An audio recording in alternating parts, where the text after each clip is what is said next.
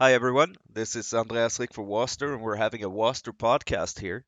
And I'm joined by Miikka and Runo here from Install 2019, which was an event in Finland in Helsinki last week, which I attended, and I thought we were going to talk a little bit about it. But let's start with you guys introducing yourselves. Okay, hello everyone. My name is Runo. Online in Discord and Twitter, I'm known as Verimeloni, and I've been in the Finnish FGC for maybe since around 2013. But I really started like getting into organizing events in 2016 with like smaller community events, and those led us here. Yeah, and hello everyone. I'm Miikka, also known as Tuoreprinssi. It means fresh prince in Finnish. Random fact. I've been in the scene since Street Fighter 4, so I would like to say maybe 2010. Went to a lot of tournaments in Finland and kind of grew from there. I went to Japan to play for a bit, and then I came back here, and now I've been helping out Runo with install since last year, so since 2018. So yeah. Okay, and as I understand it, Install 2018 was the first time there was an install. At least that was the first time I heard about it. Is that Well, true? not exactly. I can give you a brief rundown with the history Please of do. our events. Uh, the first install event, it was actually called Helsinki Install. The first two, they were in 2016 and 17. They were like smaller community events at a youth service center in Helsinki. Those were just like I reserved the place and I invited people over Discord like, hey, come over this weekend, let's play games, bring setups, let's play all the games all day, all night. And last year, it was the first time we were in like an actual venue where people had to pay to get in, and there was like uh, alcohol serving, and it was like more official, and we had sponsors, and like that was the first. Last year was the first we did that, but since 2016, there's been a like yearly install event, if you may. Oh, okay. Yeah, yeah. So 2018 was maybe like when we started, like, this event it's like the event in Helsinki, which is the capital of Finland. So we figured, kind of, let's make it kind of like the Finland's Evo, right? The Finland's annual event. So we started kind of thinking bigger and maybe taking more risks, because we figured out we can get attendees with the brand. Yeah, because before that, uh, correct me if I'm wrong, but you didn't really have a huge event in Finland, right? I know you had some other tournament somewhere once that I heard of in a forest. Well, that was what Yeah, I was told. It's in a forest in Finland. Do you want to come over? And I was like, I don't know if I can make it, man. But I'm not I'm not sure if I've even heard about that one, but but yeah, the kind of the maybe the history of the Finnish FGG. There was an organization in Pori that was kind of hosting the biggest tournaments in Pori, and one of them was in Helsinki also, and this was back in the Street Fighter days. So like from, I want to say, like 2009 to maybe 2013, 2014. But then they kind of stopped doing that. I'm not sure why. And then the whole Finnish FGZ kind of went on a break for a few years. And then, well, then install came, and now things are different. Yeah. Yeah, and the Pori is in the like the west coast of Finland, so it was also it was always for like especially for the FGC members from south and other parts of Finland. It was not the easiest place to get to, but it was the only thing we had back then.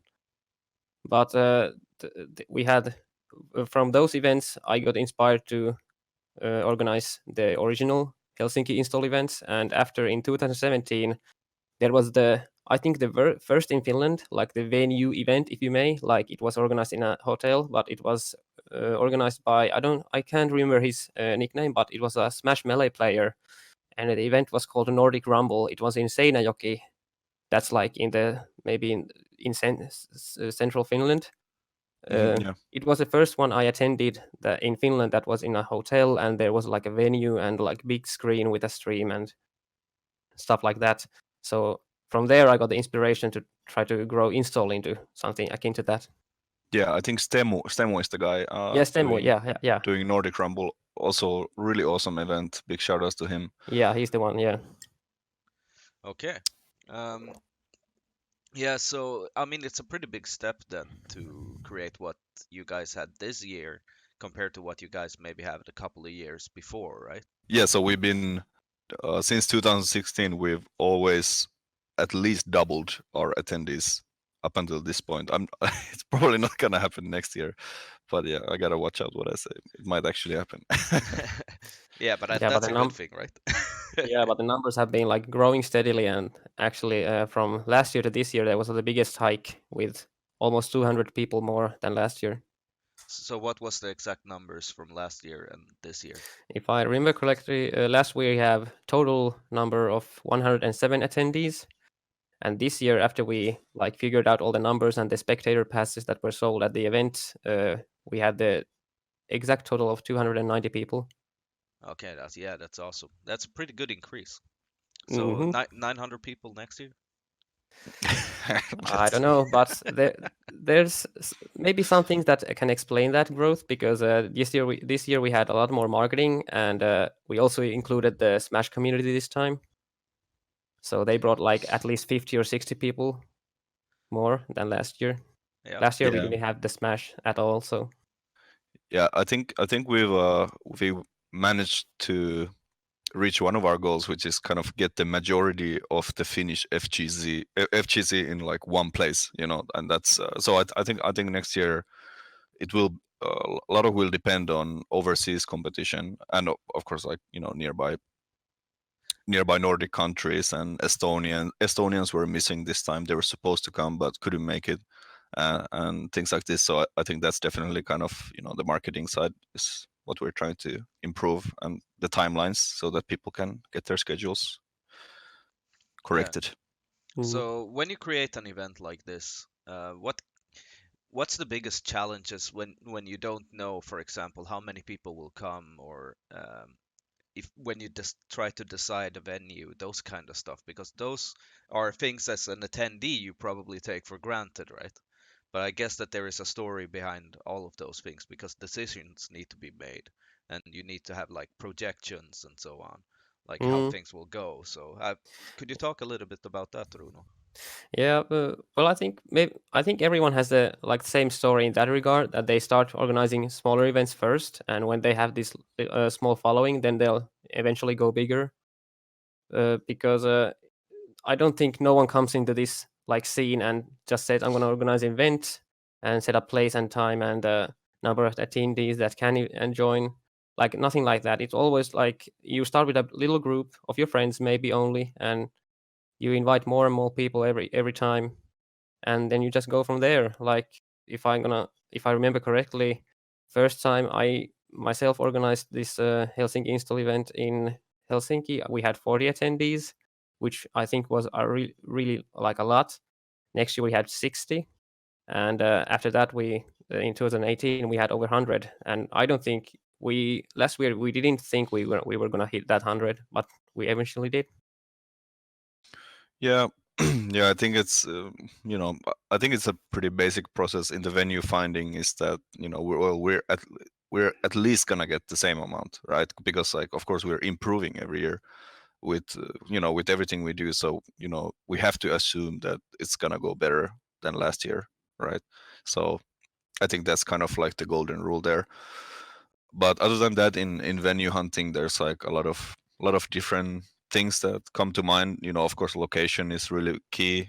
Transportation. How can people get in there easily? Is it in a central location? Uh, and some things, especially like about the stages and the technology, right? So can we like set up the stream? Is there technicians there that can help us out? And we had really awesome crew this year. So all the Helsinki city, because it's Helsinki city owned venue, so they basically like had I think like over 5 people, maybe 5 to 8 people to help us out throughout the whole weekend. So Yeah. I think we definitely want to keep the place for next year as well, but we're looking for options right now. So Yeah, that's really cool. But I mean, if we before this venue was decided, were you looking at other venues as well, or did you have other venues in mind? Well, this year, like I always joked after last year's event, like that was the last event I'm gonna make because it was really done in a hurry and not organized really well. So, but it was in the spring of this year. I proposed to Miikka that if we're gonna do this again, in Helsinki this time, so it'll be Mhm. easier for international players to come, and it'll be easier us for to organize the event. But actually, the venue hunt took us like 3 months, from March to June, till Yeah. we finally found the venue we got. Yeah. So just so I can explain to the guys listening to this that uh, f- I visited from Sweden and we were a whole crew from Sweden and we were able to take the ferry over, and just outside the ferry there is like this little tram going. So we took the tram to the hotel in Helsinki, and then you could actually take the subway to where the venue was at. Um, and it was really close. Like it was only one station away from my hotel, but it was really close to the subway is the thing. And Mm. I can imagine it's pretty hard to find a venue that's close to a subway station, for example, that isn't, uh, extremely expensive or something like that. So it was a really good pick. Yeah, yeah. Like most of those problems are really like with money. So because you're booking for the whole weekend, if it's like if you're like a band, doing one gig or something, you can ask, $10 or €10 for a ticket, and you should be in the plus. But it's like the whole weekend, so a lot of places are like extremely expensive, and you don't want to ask people to pay like €60, right, or something ridiculous like that, because people are just not used to it, right? They're used to these small events, and they're often like free, or just like €5 to get in, because they're in like free youth centers and things like that. So these are kind of the challenges we had to balance Mm. with. Yeah, Yeah, with too big of a price hike, it would have alienated a lot of like the Finnish FGC from attending if we would exactly. have like Yeah, the and tickets really costly. you kind of don't want it to be a factor, but it's always going to be a factor, right? Of Yeah, Because course. as like an FGC member, you don't want to be the person who says, "No, that's too expensive. I don't want to go," because you always want to support all events. But then, there's also the reality you got to check in with as well. And That's correct. even though the FGC, I gotta say, is compared to other esports, it's pretty old. It's older people in general, so they usually have a little bit more money to work with compared to Hmm. like, let's say, Fortnite or something.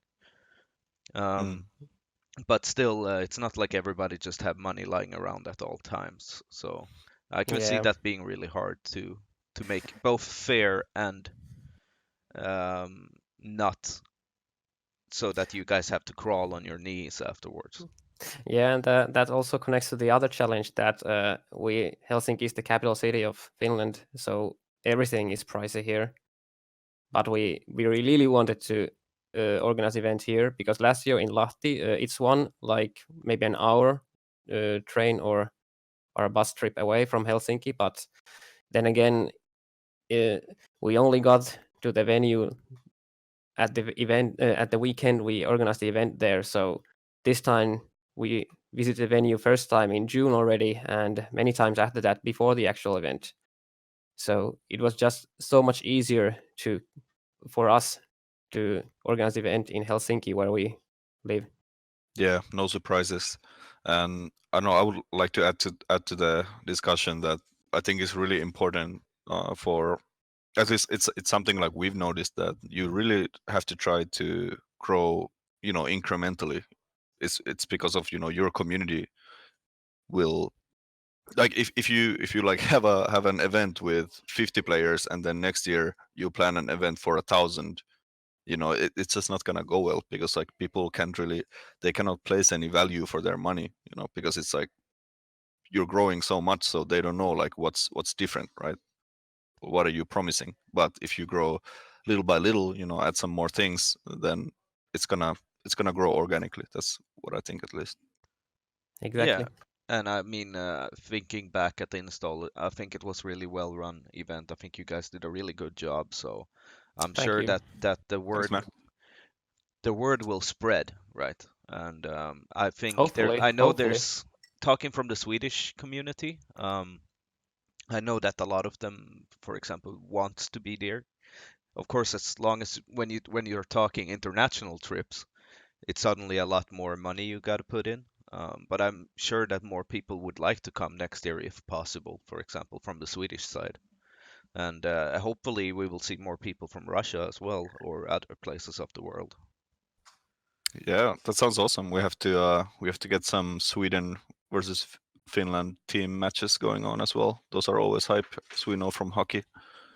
Yeah, absolutely. I mean, Yeah, it's a yeah. good way Last to year, make enemies, if nothing else, right? So. that's correct. But yeah, last year we did have a couple of international players. We had like maybe 4 or 5 Russians, and if I'm not mistaken, we also had like 1 or 2 Estonians last year. But like for me, at least personally, because I went to Destination Fight and Headstomper in the spring, so I got to know some of the Swedish players like personally, and it was easier for me to then like get contacts and invite them to the event this year this time. So it was a really like when you're dealing with foreigners that you just don't know, you know they're in the scene but you don't know them personally, it's a little bit tougher to invite them to your event. But this time when I knew people personally, it was much easier. And of course, like they wanna, when we the Finnish folk go to Swedish tournaments, then I think there's some something they want to pay back Yeah, I also. wanted to touch upon that because I think the Finnish FGC has been really good at attending Swedish events that are a bit bigger, and Yeah, I there's think the there is usual heroes like Zokis and yeah, for example, but it's been like I think uh, uh, a will from the Swedish side as well that well these guys are always coming over supporting us, and of course we want to come over and support their events as well. Which kind of speaks a little bit for how poverty the FTC scene is when when that's how we got to do it, right? But at least there is a really like the community is really important and getting to know people is really important because as you say, when you know people personally, then you can present, hey, guys, I'm creating this here, and people they know you, so you have more credibility, and people who make international trips they automatically believes more in what you do if you actually know them, right? And that's why networking things like that is so important. yeah, it's really important. Yeah, yeah, and just the kind of in a if you look at it in like a marketing aspect, it's like incredibly powerful if you actually go to these passionate Finnish players go to international tournaments and then they talk to people, they have drinks with them, and then they're like, hey, next year come to install, it's gonna be so much fun. We have all these things and it's gonna be awesome. Like that's it couldn't be better, right? So I'm super thankful to all the Finnish people who go over there and do the work, so to say. Do the part of the promotion of our events. Yeah, yeah, and yeah, it's just awesome. Yeah, I mean it does help that it's a lot of nice people coming from Finland that visits. If it was a bunch of idiots, then maybe people wouldn't be so inclined to go, you know. So, Yeah, it I is mean, true, maybe. it reflects on that the people going out representing Finland is good people as well, right? Of Absolutely. course, yeah. But so when it comes to like after you have the venue, so you decided the venue, you already decided all games you wanted to be in, or was that depending on what venue you would find?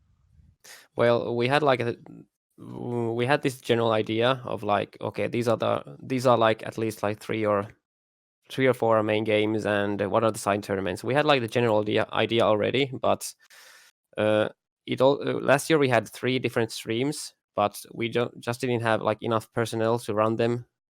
So in the way that people would actually get breaks and all that. So this time we decided, okay, we're gonna have 2 streams.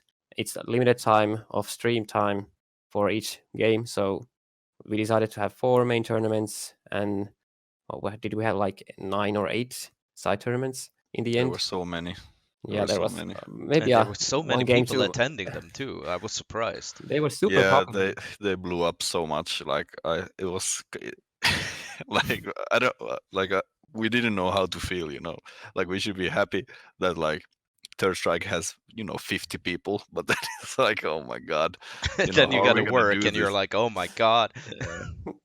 Yeah, Yeah. but in the even before we got the venue, like we had the general idea of what games we want to include, and we were still like discussing should we include Smash Ultimate or should we like take Under Nice to be one of the main games. But in the end, we decided to take Smash, and I think that paid off for us. Yeah, I mean it's been the history of the Smash and the rest of the fighting game community. It's been kind of split here in Finland. I think there is the Stemos event we talked about earlier. I think they also, it's kind of like mainly a Smash event, but then they also have this other stuff. So they've been like doing a lot of work Hmm. combining the communities as well. And I think it's an awesome thing.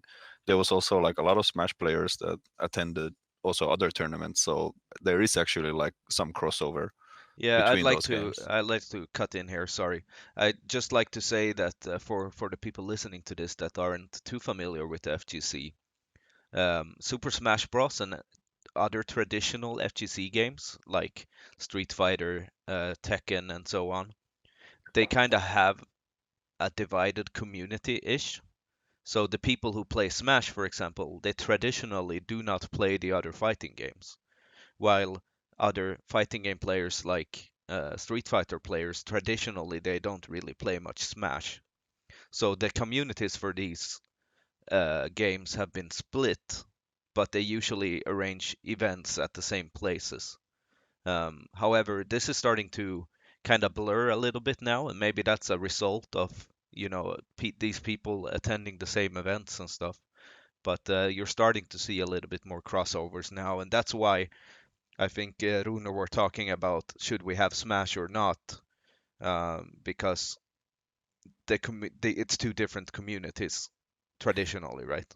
Yeah, and in the beginning, it was just at least last year, it was just a problem that because I am part of like the Finnish FGC in the like the other game is not Smash, so I didn't really personally know any Smash players that would like know their scene very well. So it was just I would like to. I didn't want to end up in a situation where I organize an event for another scene that I don't know, and then it goes poorly or something. So it was just me saying in my like safe space, organizing for the scenes that I know in the Yeah, beginning. But this year, we decided to include Smash, and we got GF is Miikka's friend Work from friend. work, actually. Yeah, Yeah. he knows the scene very well, and he was a great help with organizing the Smash tournaments. yeah, and I mean that's a typically thing. Like to give an example of this, because if you are, let's say, a Street Fighter player, you usually run into a lot of Tekken players all the time, and you kind of know who runs the Tekken stuff, for example. But with the Smash community, they usually keep to themselves when we're talking like the local weekly events, the stuff that isn't like big tournament stuff. Um, so it's kind of like you don't know people from that scene very much. Not casually like you would know someone if you play Street Fighter and Tekken, for example. At least that's how it is in Sweden. So that's why it can be pretty hard to kind of uh, find the right people or find the right help. Yeah, that's exactly right. But I think this time everything went very smoothly. I think it was a great decision to include Smash, and I think we're gonna do so in the future as well. Of course. So was there ever a time where you guys were like, okay, what if we cannot fill this venue with people, or what if we promise that we're gonna have all these games, but then the venue we're finding is small? Was there ever that kind of problem or that discussion going on? Well, in the especially just after we launched the Smash.gg site, where we were having like this little of this internal discussion, like what if we don't meet our like attendee goals and stuff like that. But more in the end, when we saw like just as we said, like the third strike tournament getting like over 50 entrants and it being a side tournament, then we were just like, oh, this is going to be so big. How are we gonna do this? Yeah, So because what? I don't know, just usually like the side tournaments are kind of like, I don't want to say like whatever, but at least last year install it was, just kind of like, okay, let's just. Yeah, it's like something you run in the evening because it's kind of fun, right? Yeah, it's like secondary, but then when you have like 50 players in it, it like no matter like even if there's no cash prize, because that's also something we decided is that side tournaments have no cash prize or like cash, how do you call it, like buy-in, right? So you don't have to pay to enter, so it's gonna be more casual, Yeah, and that's exactly. why we also got so many attendees in those side tournaments. But yeah, once you get 50 people, it gets serious, right? And it has to run smoothly, and it has to be streamed, because like those top 8 of the 50 players are probably really good. So yeah, but I mean, in the end it all went fine. I think, yeah, maybe next year we just do the scheduling a bit better, and I don't know. Yeah. So can I ask, what was the goal of attendees that you set out to have, and compared to what it became? Well, originally the person uh,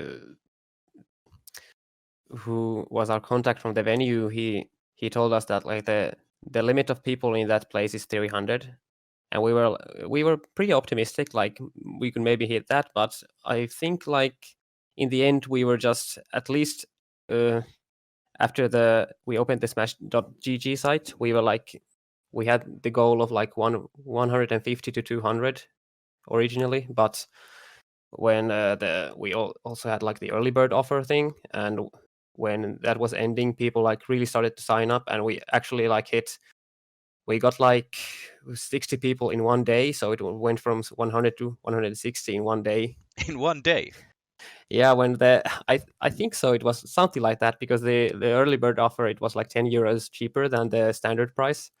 But then again, in we after the offer ended, we still got like 60 or 70 more people, which we were just like really amazed that so many people, even after the offer ended, like decided to attend.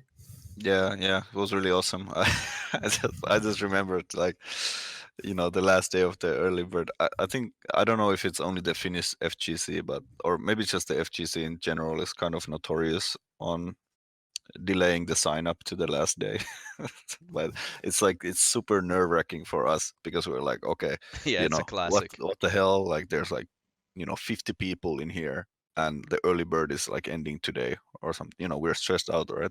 We're like, we cannot pay the venue, and then suddenly it's like, boom, now they decide to come. Yeah. So then you had the venue, you had the attendees. Obviously, once you have the venue, there's a lot of work to be done on the venue, right? So how did you guys approach that? I mean, creating the stage, getting all the setups. You guys also had two streams, right? So you had the stream in the smaller area downstairs, Yep. where you had the small bar as well. How did you guys decide, like, okay, this is how we're gonna set it up, this is how we're gonna get hardware, and this is how it's gonna be run? Well, pretty quickly after we visited the venue first time, we had like this fuzzy vision of the venue, like how it would be divided, and only maybe like couple of or maybe 3 weeks before the actual event, we had to like make this concrete plan of like where the tables are going to be and where we need electricity and all that. Then it like became the vision became like really clear at that point. Hmm. But other than that, from the community events, I have a couple of contacts from the Helsinki Youth Services, and they were able to this time. Unlike last year, there was like another event on top on the same weekend, so they couldn't support us with like monitors and stuff. But this time there wasn't anything else, like any LAN or any other like that kind of events. So they were able to provide like monitors for us and cables and all that stuff. That's Yeah, yeah, awesome. yeah. And I think really, I mean, just we kind of, yeah, we made the floor plan and then we trusted the decision, like let's put arcade cabinets, in the back room. So it's kind of like, the side room is like for fun, and then the main room is like for business, so to say, right? For serious games and stuff like that. So it has like this really cozy feeling in the back room, and we thought that it fits really well. And then, yeah, I think like really the big bulk of the work is doing like inventory and checking that, where do these setups come from, and checking that all the PS4s have like all the games, and that's like a lot of work in I there to be I done. gotta say one of the observations I made that I found really cool was these A4 papers that you had printed and taped on the PS4s. Now my finish isn't very good, but I understood that okay, this PS4 is owned by this person and it has these games. You had like printed out all the games and then you had encircled the games that were supposed to be on this station for tournaments, right? Mm. Yeah, like last year, this is just the background of like organizing community events. Like last year, we only got like monitors and consoles from like the actual attendees, like who are like all my friends. Who I asked, hey, can you bring a monitor? Can you bring a console? We need the X number of these consoles that have these games. But this year, the monitors, all of them except like maybe 5 from the 50 we had, they came from all the other monitors came from one of our sponsors gave us monitors, and also the Helsinki Youth Services. This time we only had to ask attendees to bring consoles, and we had the initial goal of 40 PlayStation 4s and 10 Nintendo Switch systems, but we actually in the end I think we got like maybe 50 PlayStations. So people in the end, well, after I did the initial round of like asking, hey, can you bring a console? Hey, you guys, can you bring a console? I know you have the games, but in the end, people did show up with other consoles that they didn't like inform us beforehand. Yeah, because I think from my personal experience, I was really happy with how many setups there were in comparison to how many attendees. Because if you travel to Europe to some events, sometimes it's really, really hard to get games outside of like your actual tournament games just because the pressure on the stations is so huge. So, but I Yeah. felt like here you could at least, maybe you had to wait a little bit, but you could always go and play something, it felt like.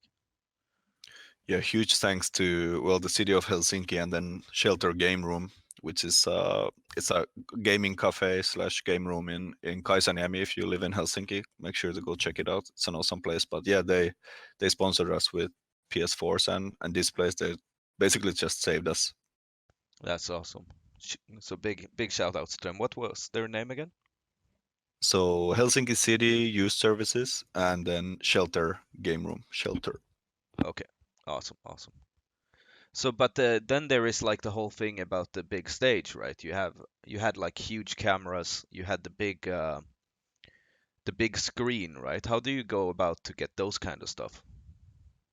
Yeah, so like earlier I was talking about the venue, choosing the venue, and why the the technicians and the technology in the venue is so important. Is This is exactly why. So actually all of those were provided by the venue, and we just basically brought in the stream and the stream equipment and then put it on Twitch. So yeah, so there was people, helping us set up everything, and yeah, that's basically how it was. Yeah, because it was really, really nicely set up, and I think the commentator table as well was really cool, and it all looked really professional, and I think you guys did a really good job with that. Being Because if you compare to, for example, the more community effort tournaments that I've been to, usually like those stuff kind of becomes secondhand because the tournament is obviously the big thing, right? But you Of could course. really notice that you put a lot of thought and time into getting all of those kind of stuff right as well. So Yeah, that was one of our like main goals this time. Like last year, we did have like these like these sheets with our sponsor logos and all that. But this time, we really wanted to have like one of our goal was to have like this official look of everything. Like that is one of the reasons why the consoles all had like the A4 papers with the games listed and who was the owner of the console. Like we really wanted to uh, like develop this tournament and event organizing in a direction that would like lay the like a Like the would like foundation. like a foundation. Yeah, that's the word I was looking for. But yeah, the all the stream and the cameras, they were like actually, especially the cameras, they were just a bonus we got from the venue. Like they were so awesome that they had all this equipment and we didn't initially know about it. Yeah, because they were really cool and it was really but I mean I think that's got to be a thing as well, right? So when you do it annually, not only do you want to increase the attendance bit by bit, but you also want to up the quality. You want to be better than what you were last year, right? Yeah, and you basically always have to think about the next year when you're already so the reason for making everything look good and feel good is also it's also about getting the materials for next year and to show like, hey, we can do this, and then we have more things to show for the sponsors and all this stuff, so we can keep growing. Yeah. So what was the biggest challenge when you guys did this? Now you've done it for a couple of years, right? At least you, Runo. Uh, were there other new challenges you faced this year that you hadn't faced before? Well, I think one challenge that I've known for a longer time, but it just became just more concrete this time, that you really need a lot of people to run an event in a scope like this. Like we were, of course, we had more people than last year, of course, but then again, we did like for some little jobs, we had to like ask from our friends who were only like attending the tournaments. They weren't initially like organizing or part of the So organizer group. you mean people as in staff and not as in Yeah, attendees? they weren't initially like staff at all, but we had to ask them like help us in little bits here and there. So you just need a lot of people to help you out and to do everything like correctly and not break anyone's back, especially in the stream side of things. Yeah. I think some things we weren't really prepared or we don't really have the experience yet is stuff like the stream and kind of how to run it. That you can. I think on the second day we realized that like we actually need a stage manager, and then we're not used to that. Like, what is a stage manager, right? But Yeah, it's not like the just first thing maybe that pops up onto your mind. Okay, let's have this yeah, meeting. exactly. Okay, who's the stage manager? Like, Yeah, and just I just think with the sheer amount of people, I think it's you just need more hands. Yeah, we had trouble like when the tournaments were starting, and it was really tight right on Saturday, and then I just noticed like a TO shouting like, "Hey, all Tekken players come here!" And then there's like 97 people around this one guy, and he doesn't have a mic or anything. So these are just the things you don't really think about beforehand. You just kind of maybe you just think that it's just gonna go well, just like last year, But then when there's double amount of people, things are really different. So yeah, yeah, like you probably need like more tools to help with organization, that kind of stuff. I also one fun anecdote. I went to a tournament in Rennes in France once, Hmm. and Mm. the TOs they only spoke French. Right. So it was really hard to understand where I should go, uh, where I should play my games, when it was my turn, because I could hardly understand them saying my name. Shout outs to the French though, no hating. I mean, but it was really hard when they only speak French and they have an international attendance, you know. Yeah, Right. that's unfortunate if there's a like a language barrier, but hopefully we didn't have any problems in that regard. No, for sure. Yeah. I mean, something I saw, and I think that's a problem that probably all tournaments run into. It's just when you're running the tournament to have the people who need to play at the place and start playing, right? Especially if they attend many different games. So if you have a Yeah. player attending 3 tournaments and those 3 tournaments are running at the same time, then it can be really hard to, okay, where is Runo? He's supposed to be here playing now.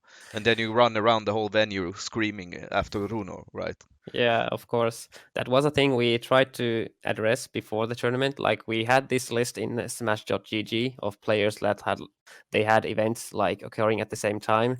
In the end, you can't like please everyone. There's going to be like 5 to 10 people who will have the pools at the same time in different games, but they we really tried to address that, I think, and there wasn't like tens of people. There was like 5 to 10 people Mm. in the Yeah. end. Yeah, and yeah, shout outs to Medar. He's one of the main organizers as well, and he did like crazy amounts of work with the brackets and just trying to get everything scheduled. And I think, looking back, that this has been the biggest tournament we've ever done. I think the tournaments ran like really well and smoothly, and actually a lot of it ran faster than we expected as well. So Yeah, I think Medar did a great job, and I mean he's a Yeah, he was Dalsim a player, so it's for sure a redeeming factor that he did this, you know. Uh, yeah, but but yeah, Mater I is a think also I'm sorry, Runo, but I think you go ahead. also there is this wasn't meant as a to criticize you guys. I think rather this is a typical problem that all tournament organizers face, right? of Because Yeah, I course, don't think there are like the proper tools to do this, and yeah, of course, naturally, because of course, people who play many different games, they want to attend all the tournaments they want to play in. But of course, when you have like 200 people playing, that's the reality that someone's got to bend. yeah, and it's also fighting game community or fighting game tournaments, they are pretty special because everybody can join, right? It's like as long as you're there, as long as you have your thing to play on, you can join the tournament and play. In a lot of other esport events, it's for example more common with invitationals, that kind of stuff, and then you Yeah, can organize those games and stuff in another way. of course. yeah. So Fighting games are so kind of free form. Anyone can come, and then you're in a tournament, and you have to take care of these people. Give them food and drinks, and make sure their schedules are good for them, and all this stuff. So it is very challenging compared to other esports. I think like there's just a lot more. You have to be a lot more structured to keep everything intact and organized. yeah, and I actually have some ideas on how to make that easier. So maybe in the future we will see about that. Implement some Wasder ideas into that. But we'll see. Okay. We'll see. Sounds great. Yeah, yeah. I'll probably contact you guys and say, hey, do you guys think this is a good idea? And then if you call me an idiot, then probably it won't happen. But we'll see. We'll see. We'll see. We'll see. So what was I'm thinking we should probably start rounding this up a little bit. So Mhm. let's end on a positive note. What was after the event was done, what was like the good parts, the pleasant surprises, the feedback, was it positive? Could you guys talk a little bit about that? You can start, Runo. Okay.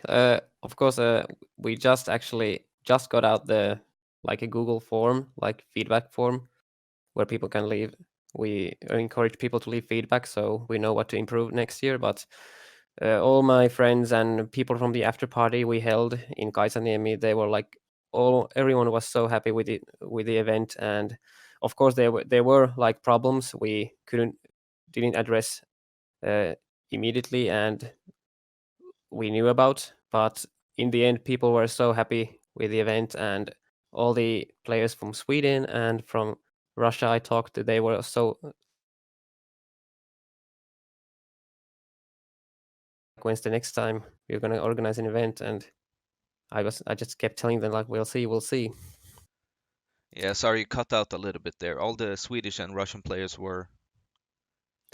And all the like the international friends I had there, they were like really like hyped and asking like when's the next tournament gonna be. Yeah, But the okay. instant feedback was really positive. Yeah, I mean, I think you guys did a tremendous job. Yeah, yeah, and for me, I mean, yeah, it's just the people really, just having, meeting new people, getting new friends, and so, it's like everyone's being happy and they, just playing 24/7. It's just awesome. It's just awesome, really. I don't know. It's kind of hard to explain. I think just it's awesome to see that now we have really established Install as the biggest fighting game tournament in Finland, and it's like kind of like the event people are already asking about next year, trying to make their plans. Like, hey, can you say a time frame so I know like when to travel. It's just awesome, and yeah, and Yeah, I and I think mean kind of like that's a receipt that you're doing something good, right? I hope so. yeah, and it's also I just really love working with these guys. I think we have a really really awesome core group together, and everyone's kind of aligned on working for install, and we're really enjoying it as well. So yeah, Yeah, it's awesome. everyone is like so invested and passionate about this. So we want to make a good event. Like, what can we improve for next time? Like all that stuff. So Yeah, and while still keeping, I think it's like very important that people still keep this kind of as a hobby, and it's for fun, right? mm, And we kind of have the balance, right? So it doesn't go too serious, right? And we don't like jump too far ahead, so we want to keep it fun for everyone, for us and for the attendees. Yeah, and that's very much why I like to do this kind of podcast slash interviews because what we want to do is to make sure that um, people with a lot of spirit and people who really want to do this for themselves and for their community can focus on that and don't have to focus so much on all the other stuff like that takes up time when that time could be better spent on other stuff like running the event smoothly and so on. So it's mhm. really I really appreciate you guys taking the time sitting here and talking with me and sharing your experience and the story behind install. And I'm really looking forward to next year because I can pretty much confirm from what you guys have said that there's gonna be a next year. Runo, Yes. you said 2018 or 2019 won't happen, but it happened, and now 2020 is happening. So I guess I'll see you guys there, 2020. Mm, maybe. Yeah, I mean, yeah, it's nothing has been confirmed, but of course we are working towards the Yeah, next we year, already of have course. ideas and Mm. we're It's gonna be talking. awesome. Yep, Yeah, thanks for having us, Rick. This was really fun. Yeah, no, thank you guys for taking the time. I my will ask pleasure. you guys for your for example, for some social media contact information, all that kind of stuff. Everybody has tuned in and listened. You can find the contact information below.